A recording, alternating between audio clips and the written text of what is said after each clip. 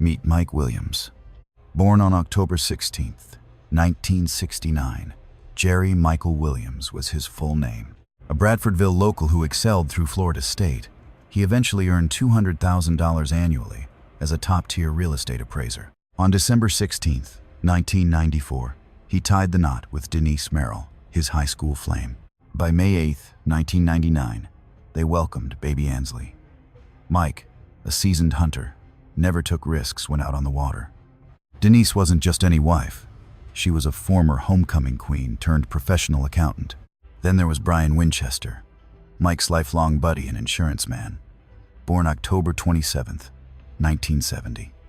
The two couples were inseparable, a tight-knit circle dating back to their days at North Florida Christian. But by 1997, Denise and Brian sparked a clandestine romance that spiraled into a deadly plot. Mike headed to Lake Seminole for a hunt on his 6th anniversary, December 16, 2000, and vanished forever. Brian eventually admitted to shadowing Mike from a gas station all the way down to the water's edge. He shoved him straight into the depths. Hoping the waders would drown him, Brian realized Mike was clinging to a stump and finished him with a shotgun blast. After dragging the body 60 miles to Carr Lake and burying it 9 feet deep. Brian played it cool at a holiday party. He actually broke bread with Mike's kin that night, acting like everything was perfectly normal. By morning, he was leading the hunt for the very man he'd executed just hours before. Brian even consoled Mike's mom on the beach, faking a desperate hope that her son was still breathing. Cops initially bought the story that Mike drowned and got scavenged by hungry gators. That theory ignored one thing. Gators don't eat when water temps drop between 46 and 58 degrees. Experts knew better, yet a judge fast-tracked the death certificate in 6 months, bypassing the usual 5-year wait. Denise pocketed $1.75 million, including a $1 million policy Brian had conveniently sold Mike right before the accident. Imagine that. The agent kills the client, then marries the woman who cashes the check. These three had shared a history since their high school lockers. It's chilling to think a best friend could sell you out, then build a new life using your own money. By December 3, 2005, Brian and Denise were officially husband and wife. They moved into Mike's old place, raising his daughter and sleeping in the same bed he once occupied.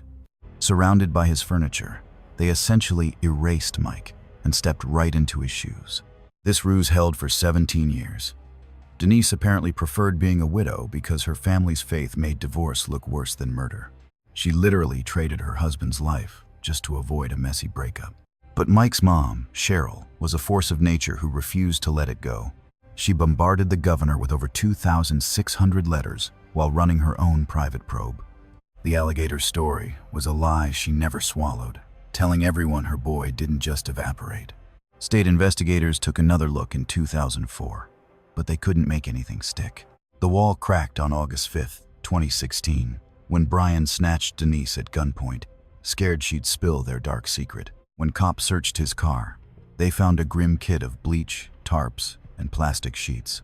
With Brian in cuffs, his first wife Kathy started working for the feds, catching Denise making damning admissions on tape. By October 2017, Winchester cut a deal to save his own skin. He got a free pass on the murder charge just for telling the truth.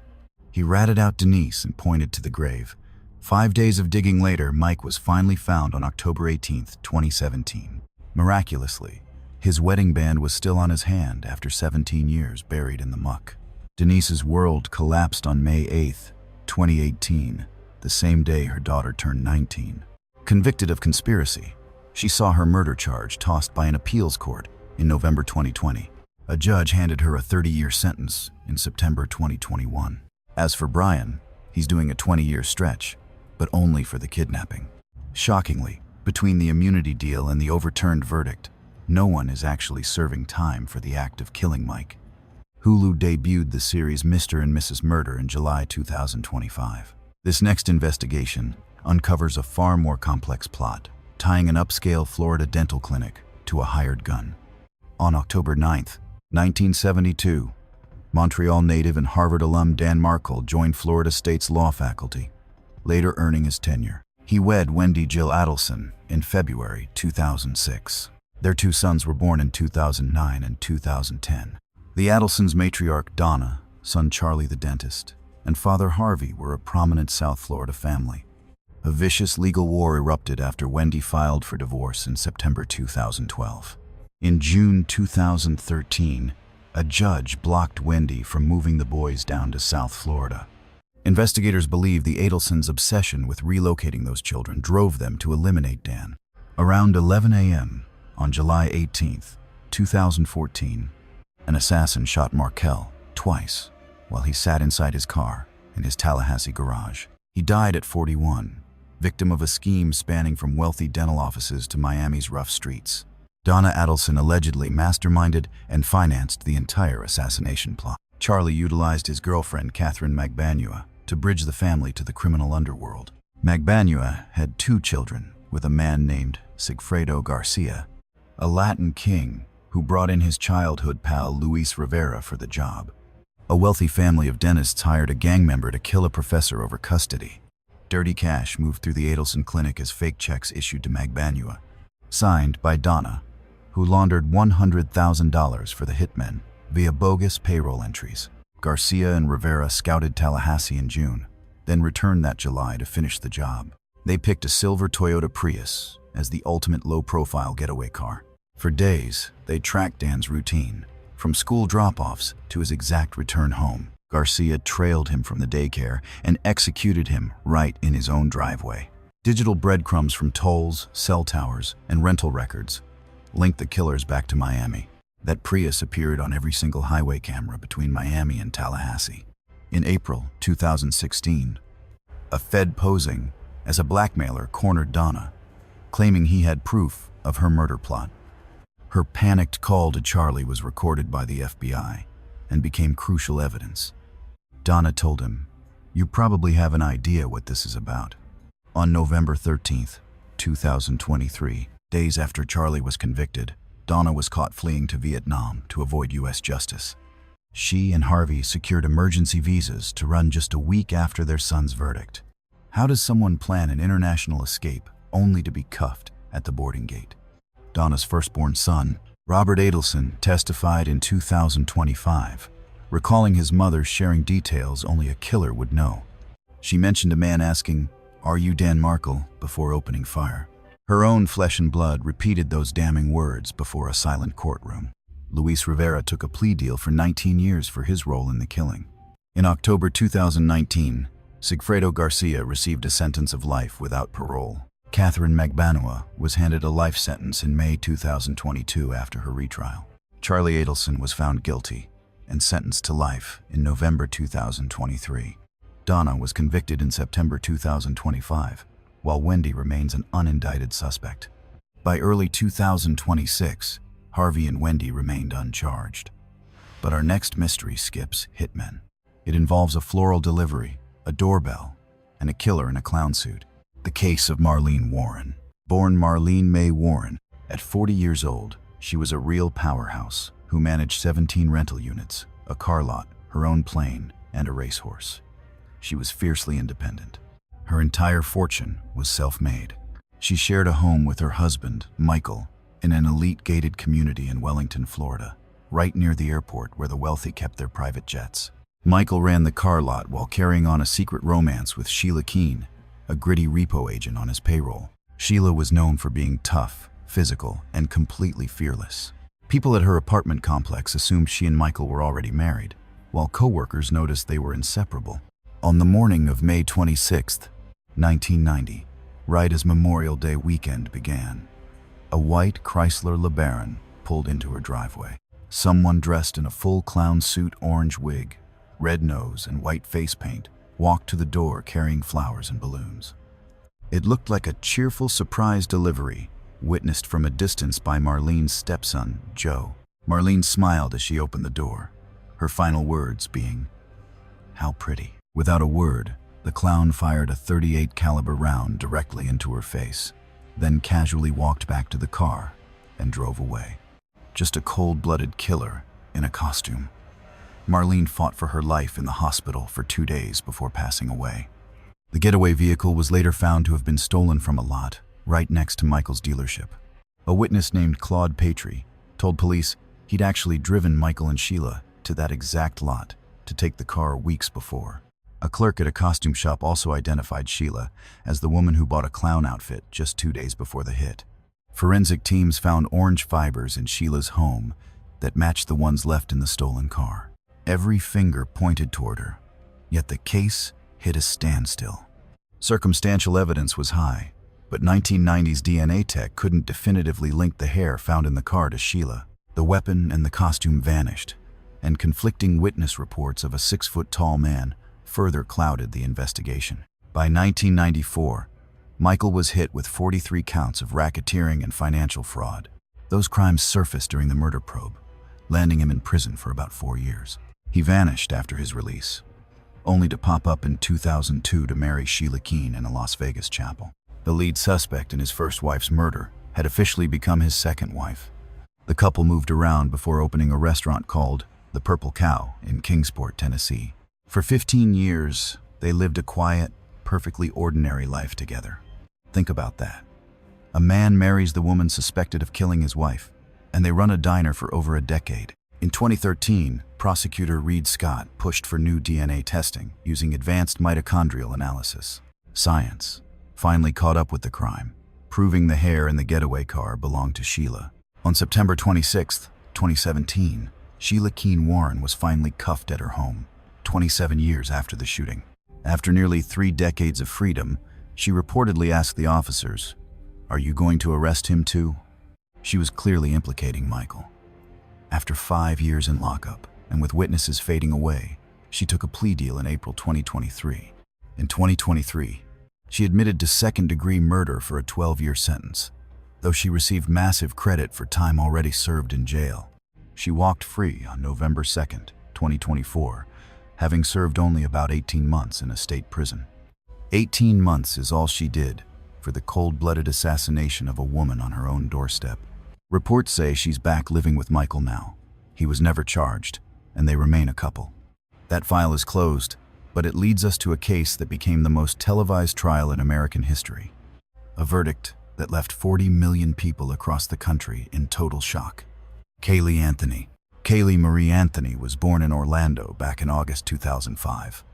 She lived with her mother Casey and her grandparents, George and Cindy, in a seemingly normal home. Casey was a 22-year-old mother with a well-documented history of pathological lying. For 3 years, she maintained a total lie about working at Universal. Kay vanished June 16, 2008. A full 31 days passed without a single word to the authorities. 31 days of partying, clubbing with her boyfriend Tony, and even hitting the stage for a bikini contest. By July 3, 2008, she inked Bella Vita on her skin Italian for a beautiful life. She fed her family a fairy tale about a nanny named Zanny who never existed. Every time her mother begged to hear the girl's voice, a new excuse materialized. The deception was total: her career, her home, and her own daughter's location. For an entire month, she played it cool like nothing was wrong. July 15, 2008. George Anthony picks up her impounded vehicle from the lot. The car reeked. Both George and the manager knew that unmistakable scent of rot coming from the trunk. Later that night, Cindy lost it, calling 911 3 times to report the stench of a corpse in the car. She actually led investigators through Universal Studios, pretending she still had an office there. After dragging them through a maze of hallways, she hit a dead end and finally confessed the whole career was a sham. The job had been a ghost for nearly 3 years. Forensic dogs soon caught the scent of death inside the trunk and in the family yard. December 11th, 2008. Roy Cron finds a skull in the woods nearby, wrapped in trash bags and duct tape. Barely half a mile away, the child was there the whole time while everyone searched for her. A smoking gun was hidden in plain sight until the trial was over. At 2:51 p.m., the day the girl vanished, someone used her login to Google foolproof suffocation on Firefox.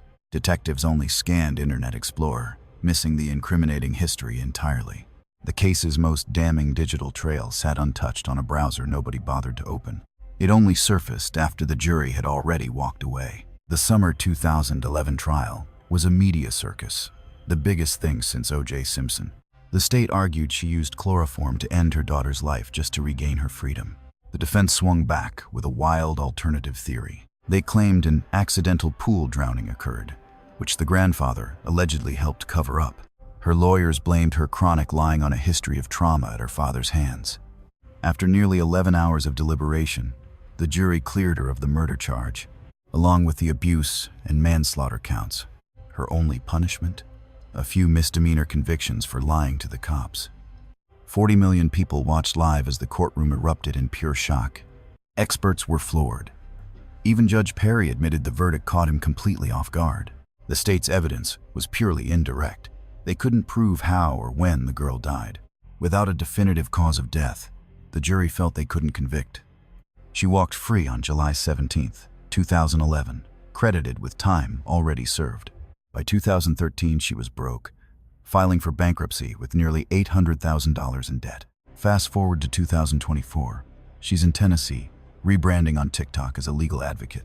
She's even trying to launch her own investigative firm, operating under a private consulting LLC. She resurfaced again in a 2022 streaming documentary series. No more kids, and zero contact with George, whom she still blames for her past. Her parents are still together in Florida, but she is legally untouchable for the death. But our next story involves a man whose need for control turned deadly. He orchestrated a multi-state network of henchmen just to keep her under his thumb forever. In 1983, Sheila Bellish wedded Alan Blackthorne, who was originally known as Alan Vanna. Their daughters, Stevie and Daryl, were born into a household defined by brutal physical violence. Following a 1987 battery conviction, he dodged a $1 million divorce settlement by declaring bankruptcy. His fury didn't stem from heartbreak, but from losing absolute dominance over her life. Sheila found love again with Jaime Bellish in 1993, welcoming quadruplets 2 years later. Rising to fame as the local quad mom, she finally began stitching her world back together. With 6 children and a fresh marriage, she was finally reclaiming her future. Rebranding himself after a Shogun character, he grew wealthy, selling medical gear through RS Medical. By July 1997, he had legally abandoned his parental rights to his older girls. Even after severing legal ties, his dark fixation on Sheila refused to fade. The family escaped to Sarasota that September, hoping to outrun his prying eyes. She shared a chillingly accurate premonition with her sister shortly before the tragedy occurred. She pleaded for Ann Rule to chronicle her story if anything ever happened to her. Blackthorne set a lethal chain of proxies in motion to do his dirty work. Through a golf buddy and an associate, he recruited 21-year-old ex-con Jose Luis Del Toro Jr. The price tag for the contract hit was set at $54,000. On November 7, 1997, Del Toro slipped into the Bellish home through a window. After spying on her tending to the toddlers, the killer almost lost his nerve. His hesitation vanished the second Sheila spotted him standing in the shadows. He fired a .45 through a towel before finishing the job with a kitchen blade. 13-year-old Stevie found the carnage, including her baby sibling's bloody footprints across the floor. Little Timmy simply told his father, a man gave his mommy a boo-boo, a mere infant. Under 2 years old, he tried to describe the murder using his limited vocabulary. A sharp-eyed landscaper caught the getaway plate, cracking the case within 48 hours. Authorities cornered Del Toro in Monterrey shortly after he fled. Nabbed in Mexico 11 days later, the case hit a jurisdictional wall in Texas. Florida's crime and Texas's distance made prosecuting the mastermind a legal nightmare. Feds used the Violence Against Women Act to snatch him from state protection entirely. This maneuver marked a landmark application of federal power in domestic cases. By January 1999, Danny Rocha was sentenced to life for the conspiracy. Del Toro confessed and was handed 2 consecutive life terms in prison. Sammy Gonzalez walked free after serving a 19-year plea deal. In 2000, Blackthorne received life for orchestrating the interstate murder-for-hire plot. He drew his final breath behind bars on a significant anniversary. Dying at 59 in 2014, his accomplice's 2025 appeal was recently crushed. Sheila's sister honored the pact, and Ann Rule penned Every Breath You Take. Subscribe now if you want to see more deep dives into these cases. We post weekly, and the next 5 stories are even more haunting. This next tragedy features 7 teens who decided to play judge and executioner. Born in 1973, Bobby Kent was a Florida local with immigrant roots. To the public, he was golden. To his friends, he was pure evil. A steroid-using muscleman, he spent years physically breaking his best friend, Martin Puccio. He even once set his aggressive Doberman on the defenseless boy. He brandished a heavy metal rod, vowing violence if his target dared walk away. To maintain control, the bully forced him into degrading acts while using blackmail as a leash. His cruelty struck Alice Willis as well, whom he beat just hours before the end. The group lived in terror. Turning to the law seemed impossible. They felt trapped in a nightmare without a visible exit. On July 14, 1993, 7 conspirators lured him to a desolate quarry under the guise of friendship. While Willis played the lure, 17-year-old Donald delivered the initial strike directly into the victim's skull. Collapsing, he begged for mercy, screaming apologies to his former friend. He was desperately seeking forgiveness. It was a chilling irony, uttering pleas for pardon to the very person he had ruthlessly victimized for years. His plea was met with a blade to the gut and throat. Finally, an outsider finished him with a club. They discarded the remains in a nearby waterway like common refuse. The mastermind, a pregnant teenager named Lisa, watched from the vehicle as her lethal scheme unfolded. Faced with his companion's desperate cries for life, the attacker chose to ensure the kill was complete. Their silence shattered within days. The girl who pushed the hardest confessed to her mother, who alerted the law. One boy flipped, guiding investigators straight to the submerged evidence hidden beneath the murky canal waters. Come July 20th, barely 6 days later, the whole crew was in cuffs. The pack dissolved as everyone started singing to detectives. Loyalty vanished instantly. They were just kids who had crossed a line that could never be uncrossed. The sheer gravity of their collective sin broke their spirits nearly the moment the deed was done. The lead aggressor initially faced the ultimate penalty, though his sentence was eventually commuted to permanent incarceration. In 1997, high courts tossed the execution order, ruling his actions were no more heinous than his accomplices. His freedom date shifted to July 2048. If he survives, he will be 75 upon his release. The self-styled hitman earned life plus 30 years and is currently rotting inside the walls of Marion Correctional. A life term was handed to Donald, who continues to serve his time behind the bars of Okeechobee. Lisa's life sentence was slashed to 22 years, allowing her to walk out of prison in February 2004. Now, a Pennsylvania resident, Alice served 17 years and gained parole in September 2001, followed by decades of supervision. For his part, Derek earned 11 years, eventually re-entering society in October 1999. Heather was handed a 7-year stint and regained her freedom in February 1998. The tragedy was immortalized in a 2001 cinematic drama featuring stars like Brad Renfro and Nick Stahl. Top critics hailed the film as a flawless masterpiece, awarding it the highest possible ratings for its realism. Those who lived through the real-life horror admitted the movie stayed strikingly true to the actual events. The victim's family, completely oblivious to his reign of terror, were left shattered by the loss of their boy. While his folks saw a golden child, his peers were trapped in a waking nightmare they couldn't escape. The tragedy lies in the total absence of adult intervention. His parents were blinded by his veneer of charm. His classmates saw a monster. Desperation drove them to choose the most violent solution imaginable to end their pain. That fateful evening annihilated 7 futures. 1 soul was lost, while 6 others were condemned to the system. Many were locked away forever. Yet, our next story follows a family finally embarking on their dream getaway. An encounter with a man owning a vessel led to a twilight voyage from which no one survived. This is the tragic saga of the Rogers household. Joan, a 36-year-old mother, along with her 2 teenage girls, hailed from a small dairy farm. These Ohio natives were finally seeing the world, marking the very first time they had ever crossed state lines. Seeking a magical experience, they pooled their funds for a Florida road trip through the famous Orlando attractions.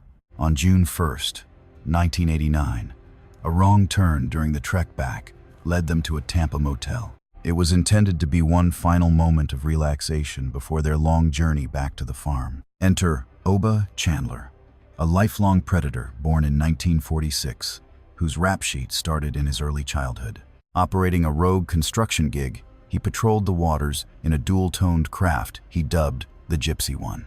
He actually worked as a secret snitch for the Tampa Police Department. He likely approached the Rogers family at a gas pump, scribbling down directions to their hotel for them. He acted helpful and kind, inviting them for an evening boat trip on the bay, which they accepted. The final family photo shows a sunset from their balcony, snapped just before they left to meet their murderer. Maritime phone records later proved his vessel was out on the water during the early hours of June 2nd. On June 4th, 1989, 3 victims were found floating, bound and gagged with tape, weighted down by heavy blocks. Post-mortems proved they drowned. He threw them in while they were alive. Michelle managed to unbind one hand during her final struggle. At only 17, she fought with everything she had until her very last breath. A mother and 2 daughters on vacation, killed after trusting a stranger who offered them a boat ride. He dumped them into the depths with masonry weights tied to their necks while they were still gasping. Her husband, Hal Rogers, was waiting back in Ohio for his family to walk through the door. The investigation stalled for 3 years. No one knew who had written those handwritten directions. In a bold 1992 move, 3 years after the discovery of the bodies, investigators put up 5 massive signs showing the suspect's script found on a flyer in the family car. It was a historical first. American authorities had never used outdoor advertising like this in a murder hunt. The Billboard simply asked, "Who wrote this note?"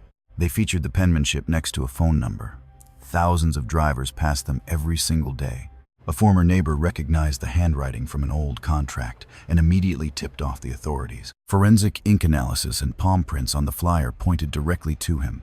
The very scrawl he used to lure those tourists ended up sealing his fate on death row. Police caught him on September 24th, 1992. The jury took 90 minutes to convict him in 1994. Florida's highest court eventually confirmed his death sentence. During February 2014, DNA evidence posthumously tied him to a 20-year-old victim named Reevely, who was strangled back in 1990. Even from the grave, his body count grew. During 17 years on death row, he never had one visitor. Not a single person came to see him for 17 years. He died by needle on November 15th, 2011, leaving a final note claiming he was an innocent man. Hal Rogers, who had moved on to hog farming, sat in the front row to watch him die. However, the following case on our list is incredibly tough to even mention. Systemic failures led to a tragedy that forced a major change in national law. Her name was Jessica Marie Lunsford, a 9-year-old student born on October 6, 1995, who lived in Citrus County, Florida. She resided with her dad, Mark, and her grandparents in a local mobile home. She was into karaoke and the color purple, but always used a flashlight because she feared the dark. She was a bubbly child in a quiet town where people assumed they knew their neighbors' secrets. John Evander Cooey, born September 19, 1958, was a predator with 24 arrests and prior child crimes. He was a drug addict with low capacity. He went off the radar, hiding out without telling the state where he was actually staying, bunking with his sister's kin in a trailer barely 100 yards from the Lunsford front porch. He could literally watch her front door from his own window. A monster like that living steps away, yet the authorities had no idea he was even there. Around 3 a.m. on February 24, 2005, he entered their home, lied to the child, and kidnapped her. He imprisoned her for about 3 days, stashing her inside a bedroom closet. A massive manhunt kicked off, drawing in hundreds of civilians and various police departments. 9 units arrived as the town rallied. Seeing the hounds closing in, the killer started losing his cool. He tied her hands using speaker cable. He stuffed her into 2 trash bags with her toy dolphin and buried her in a shallow pit. She was actually conscious as the dirt began covering her. During the initial sweep, deputies hit the trailer, but the roommates lied about his whereabouts. Cops missed the closet where the girl likely still breathed. Had they looked, she might be here today. Even the monster later admitted he wished they had caught him then. Law enforcement caught him on March 17, 2005, in Augusta, Georgia, after he skipped town. His taped confession was tossed because he begged for a lawyer 7 times and was ignored. Despite losing that recorded admission, the state used genetic material from a bloody bed, closet prints, and jailhouse snitch reports to nail him. By March 7, 2007, He was convicted of top-tier murder and sentenced to die. Cancer took him first in 2009. The executioner never got him. He passed away naturally in a hospital bed. Governor Jeb Bush signed the Jessica Lunsford Act on April 19, 2005, weeks after her recovery, mandating 25-year minimums for predators, plus lifelong tracking and stricter registry rules. Previously, these monsters could serve short stints and simply vanish into new neighborhoods. That was the exact loophole the killer had exploited. Eventually, 42 other states passed their own versions of this legislation. A single 9-year-old from Citrus County, Florida, fundamentally reshaped the nation's legal landscape. Her name now protects thousands from predators who would have otherwise slipped through the cracks. Mark Lunsford emerged as one of the country's most dedicated champions for child protection. He toured the nation demanding stricter laws and addressing state lawmakers directly. His crusade continued through the 20-year mark of her disappearance in February 2025. 2 decades later, he is still on the front lines protecting other families. Our next story shifts to 1978, to a Tallahassee sorority house where a legendary predator made his final stand. The infamous Chi Omega Bloodbath. Ted Bundy, born Theodore Robert Cowell on November 24, 1946, admitted to 30 homicides after breaking out of a Colorado cell in late 1977. He surfaced in Tallahassee, Florida, renting a room near campus as Chris Hagen on January 8, 1978. During the pre-dawn darkness of January 15, 1978, Bundy entered the Chi Omega house through a busted door, armed with a heavy oak log. In a terrifying 15-minute window, with 30 women sleeping nearby, he brutalized 4 of them. A mere quarter of an hour was all he needed. 21-year-old Margaret Bowman was beaten and strangled with hosiery. She died without ever waking up. Lisa Levy, age 20, was assaulted, choked, and suffered a deep bite on her left buttock. That specific bite would become the most damning piece of forensic proof in criminal history. She was declared dead at the local Tallahassee hospital. Kathy Kleiner managed to survive despite a shattered jaw and deep wounds. Karen Chandler lived through a concussion and broken face. She later recalled almost every bone being crushed. Resident Nita Neri, returning from a date at 3 a.m., spotted him fleeing with a club. She caught a clear enough look at his side profile to identify him later. Within the hour, Bundy struck again, targeting 21-year-old Cheryl Thomas several blocks away. He fractured her skull in 5 spots, causing permanent deafness and ending her career as a dancer. On February 9, 1978, Bundy snatched 12-year-old Kimberly Leach from her Lake City school grounds. His run ended on February 15th in Pensacola when a routine traffic stop led to his capture within 15 minutes. While 4 women were brutalized and 2 lost their lives, 30 others sleeping nearby heard absolutely nothing. The 1979 Miami trial made history as America's first televised criminal case. With 250 reporters from across the globe watching, the prosecution focused their entire case on the bite mark left on Lisa Levy. Forensic dentist Dr. Richard Suon pointed out 15 unique characteristics matching Bundy's distinctive teeth to the gruesome impression. Arrogant as ever, Bundy insisted on acting as his own lead defense attorney. He turned down a 75-year plea deal to avoid admitting guilt, resulting in a conviction and a death sentence. A second death warrant followed for the February 9th, 1978 abduction and slaying of young Kimberly Leach in Lake City. As the Leach trial unfolded in the spotlight, Bundy wed Carole Ann Boone right in the courtroom, exploiting a Florida statute that made such public declarations legally binding. After a decade on death row, a desperate Bundy confessed to 30 murders, trying to trade information for more time. He offered the locations of hidden remains in exchange for a stay of execution, but the deal was rejected. Following a final interview blaming pornography for his dark urges, he died in the electric chair on January 24, 1989, at age 42. Outside Florida State Prison, 500 people threw a victory party, screaming for the killer to finally burn. It was a carnival atmosphere where vendors sold commemorative shirts and locals fired up barbecue grills. This was perhaps the most macabre celebration ever held for a state-sanctioned death. Survivor Kathy Kleiner Rubin now lives in New Orleans and has spent decades sharing her story of survival. She is dedicated to ensuring the victims are remembered as human beings rather than just names in a documentary. Cheryl Thomas rebuilt her life to teach ballet to the hearing impaired, turning the trauma caused by Bundy into a selfless career. Karen Chandler Pryor actually moved back into the Chi Omega house after those horrific events. She finished her degree at Florida State and now enjoys life in Arizona with her grandchildren. But our final mystery begins on the day immediately following Christmas. A quiet Fort Myers neighborhood became a crime scene after a 2-year-old boy accidentally dialed 911. Stephen and Michelle Andrews, both 28, moved from Minnesota to the Gateway community in August 2004. Stephen found work as a landscape architect for outside productions. Michelle was a nutritionist at Manor Care, and they were raising their nearly 3-year-old son, Lucas. They were chasing the dream in Florida with new careers, a fresh home, and a growing toddler. However, the marriage was failing after Michelle's brief affair led Stephen to start his own with a coworker, Kelly Ballou.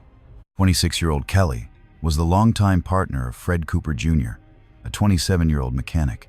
Envy and betrayal collided until Ballou tried to end things with Cooper in December 2005.